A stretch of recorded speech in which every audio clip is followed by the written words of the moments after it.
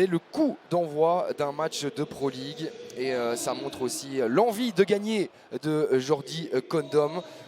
Edic qui s'interpose, Sambou, il est costaud là-dedans, quand il est lancé à pleine vitesse, il peut faire très mal à l'adversaire. Sambou pour Marius, pourquoi pas créer la surprise d'entrée.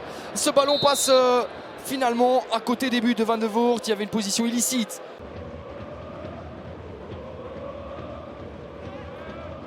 Pencil qui tente de se jouer de la vigilance de Sambou, c'est bien joué de la part du Ghanéen. Attention à Pencil, le solo du Ghanéen qui fait toute la différence, qui a mangé tout cru.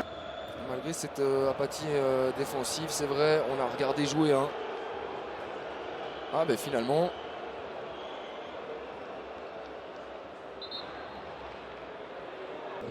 John Van Den Brom, et voici l'officialisation. Il n'y a évidemment pas de discussion à ce niveau-là. Zéro. Vu les qualités du noyau et le fait de jouer à domicile. Attention avec ce mauvais ballon. Munoz pour Ito, impeccable. Cissé, il y a une faute finalement sifflée. On n'est pas du tout d'accord. On n'est pas du tout d'accord dans le chef de Cissé. De cette mauvaise relance et ce jaillissement défensif de Munoz. Alors faute ou pas? Pas certain franchement. Il y aura évidemment recours à la vidéo assistance. Non, il ne faut pas siffler ce genre de... Même si dans la continuité du geste, on le répète, il y a, c'est vrai, un contact avec le japonais. Attention, pourquoi pas vivre le 7e but de la saison de Paul Onuachu. Il le manque. Un ballon hors cadre. Ça, il reste moins de 4 minutes déjà. C'est passé assez vite. Il y aura quelques minutes d'arrêt de jeu, ça c'est certain. Le bon ballon de Heinen, une nouvelle fois dans la verticalité. Et là, il ne peut pas se manquer. Paul Onuachu.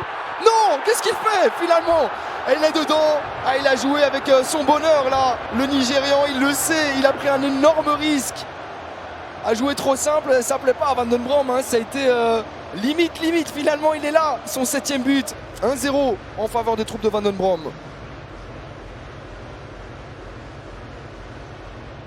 Et 3e passe décisive.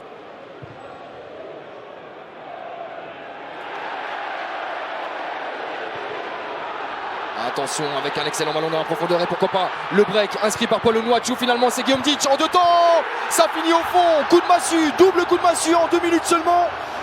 Le Racing Genk qui prend le large juste avant le repos. Ça va être difficile, très difficile de se relever de ça. Le doublé pour le Nigérian qui sera et qui a eu besoin d'une frappe en 2 temps. D'une double tentative pour tromper finalement Guillaume Ditch. 2-0 en faveur des Limbourgeois. Au meilleur des moments, on a envie de dire, pour le Racing Genk. Au pire des moments pour Serein. Jamais évident de regagner les vestiaires avec 2 buts comme ça pris dans les dents aussi rapidement. Ça donnera pas mal de travail à Jordi Condom pendant le repos. On repasse dans l'axe, Brian Heinen, il a de l'espace pour faire varier le jeu, s'appuyer sur Lukumi qui va tenter sa chance du gauche. Est-ce que ça a été touché in extremis par Paul Onuachu? En tout cas, ça a été sorti.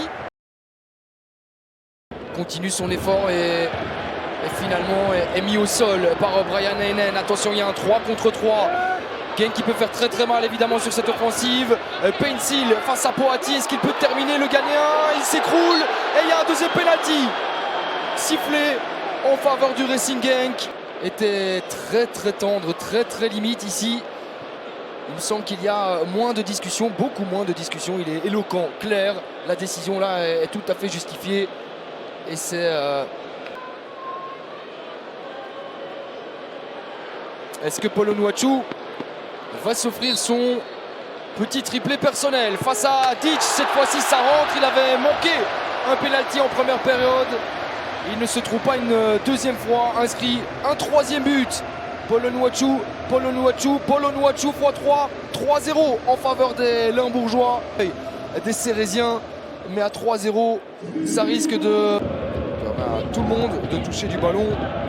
À commencer par ce genou-là qui envoie un excellent ballon. Lucas Oyon pour Mike Trésor. Pourquoi pas plier définitivement le match? La frappe est cadrée, elle était puissante mais elle est surtout bien repoussée.